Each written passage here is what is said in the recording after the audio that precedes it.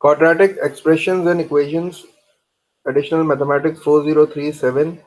This is question number 3 of exercise 4.1, page number 65. In this question, we have to state the minimum value of a function, quadratic function, which has been given to us, that is f of x equals to 3 bracket x plus 2 whole square. This is the quadratic function which has been given to us, and we are asked to find the minimum value. And since we can see that the value of a over here is 3, so we can say that a is equals to 3 and it is greater than 0.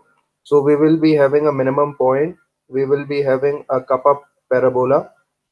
So we have to find the minimum value of y and x. And in the other part, we also have to sketch this quadratic function. So starting with the minimum value, we have to find the minimum value, that is we have to find the minimum value of y, and we also have to find the corresponding value of x, that is we have to find the minimum value of x also.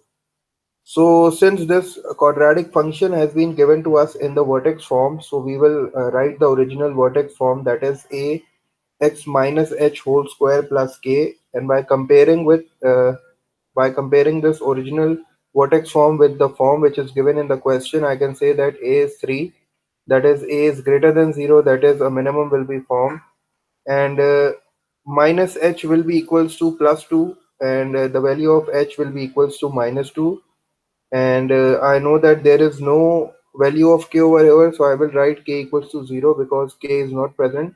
So the vertex hk is minus 2, 0. Minus 2 is the minimum value of x and 0 is the minimum value of y. 0 is the minimum value on y-axis. This means my curve will not go below 0.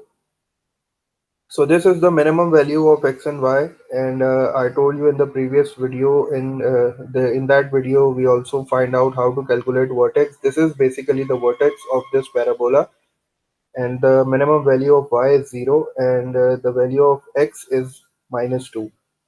So we have the vertex with us, that is minus 2 and 0, and in order to sketch this parabola we need some more points, and for that you know that we will calculate the x-intercept and the y-intercept.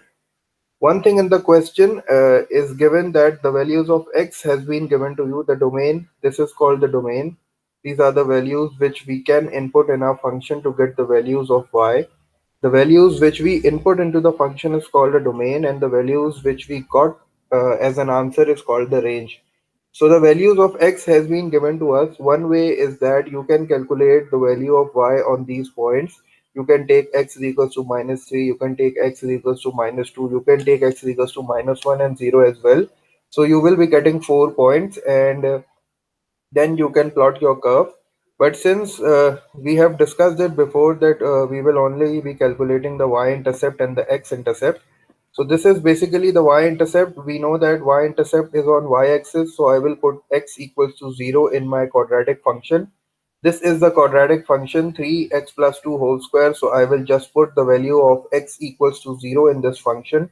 And on solving, 0 plus 2 is 2 and 2 square is 4 and 4 times 3 is 12.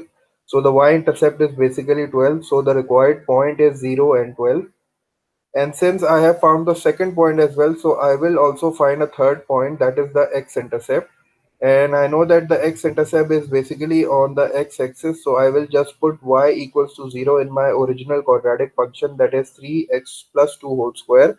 On putting y equal to 0, I will get this 0 is equals to 3x plus 2 whole square, and then I will shift this 3 on the other side. This is being multiplied over here. When it will go on the other side, it will get divided. 0 divided by 3 is 0. And since now I have to remove this square, so I know that the inverse of square is square root. So I will take square root on both sides, and I know that the square root of 0 is 0. And this square will be cancelled out by the square root, so I will get an answer x equals to minus 2, which is again the same point as the vertex point. Since this is the minimum point, so my graph will not go beyond this point, below this point. So this is the minimum point. So the x-intercept and the vertex is exactly the same. In some questions, there will be a value of x-intercept, but in some questions, there won't be any x-intercept if your parabola is not intersecting the x-axis.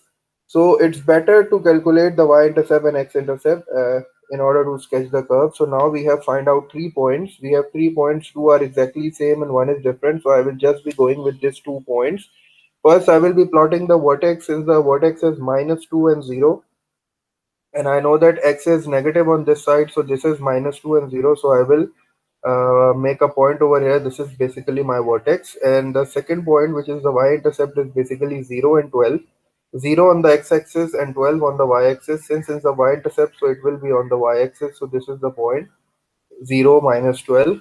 And first I draw an axis of symmetry like this, which will always pass through the vertex. And then I will draw a curve. Since I know that it is a minimum, so I will be drawing a kappa, and I will place two arrows on the top. So this was question number 3, in which we have to find out the minimum value of y and x, and we also have to sketch the curve.